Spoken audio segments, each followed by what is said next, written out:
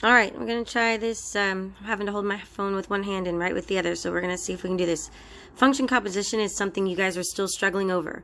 Okay, so for function composition, all this is, remember, was plugging one function into another.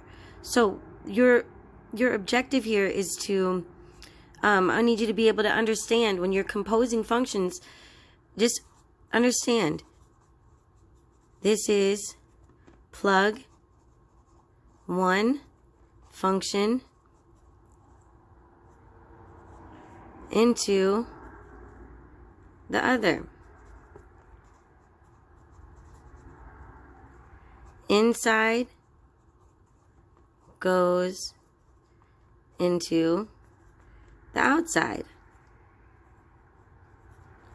Okay, what I mean by that is you've got two different ways to write this.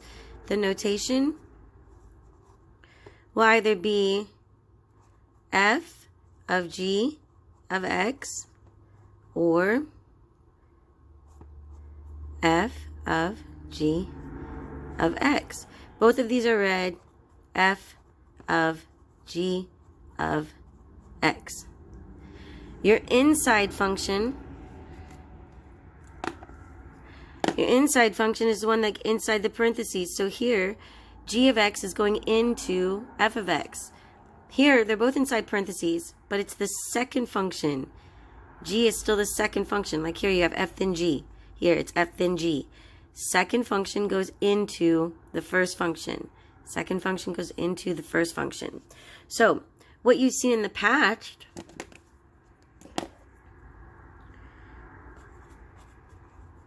in past math classes, what y'all would see is find, an example, find f of 2 if f of x is 5x plus 1. Okay? Well, that would tell you whatever is inside the parentheses is going to be plugged into my function for x. So here, if there's an x in the parentheses, there's an x in the equation. If there's a 2 in the parentheses, then that means I need to have a 2 in the equation. So your answer for f of 2, plug the 2 in, and then you do the math. 5 times 2 is 10. 10 plus 1 is 11. And there's your final answer. We are doing this same thing, but we're going to do this with functions now. Plug a function into the other function. Instead of it just being a number that goes in, we're putting an entire function in. Okay? So for composition, these are a little more difficult, but it's really all the same steps. So for pre-cal, that was in past classes. Now this is for pre-cal. Let's say f of x equals x over 2 and g of x equals, I don't know, x plus 5, okay? And I want you to find f of g of 1. So we're going to work from the inside out. First thing we do is find g of 1 from the inside out.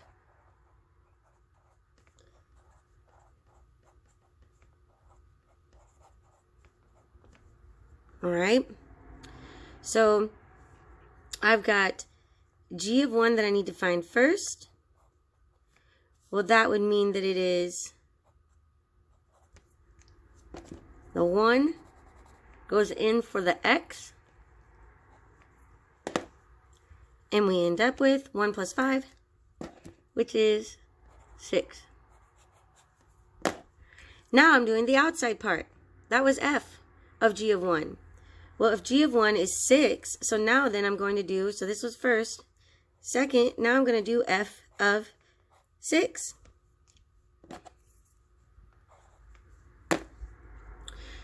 And f of x says that I have to do whatever my x value is divided by 2. Well, my x value is a 6. So I'm going to do 6 divided by 2. And obviously 6 divided by 2 is 3. So this is my final answer. Okay? The other way that you'll have to do these problems is by, if it's just an x in there. So if I don't give you a number and I just say, find the value of f of g of x. So that's going to look a little bit different because now we're plugging an expression into the outside function, not just a number. So let's say, for another example, let's say that I've got f of x is equal to negative 4x, and g of x is equal to, I don't know, x squared. Find f of g of x. So what you notice here is there's no number to plug in, right? It's just g of x. G of x is inside the parentheses to be plugged into f. So that's what you need to note. G of x plugged into f of x. All right? So in order to do this one, my f of x is negative 4 times x. My g of x is x squared. So what I'm really doing is f of x squared. Okay? G of x is x squared. Alright? So whenever I do this, my f of x, the only thing I'm going to change is the x. Everything else stays the same. So the negative 4 is still there. But instead of x, what am I plugging in? X squared. Okay? So I'm taking this guy, plugging it in for the x. So it's x squared. Now, if there was any more math or anything to simplify, I would do it. But there's not. It's just negative 4 times x squared. So this is f of g of x.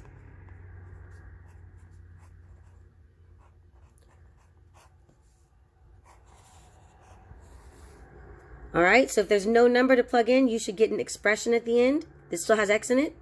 If there is a number to plug in, then you should get a number at the end. Okay, one value. Alright, so I'm going to post this, and then I'll make another one for inverses.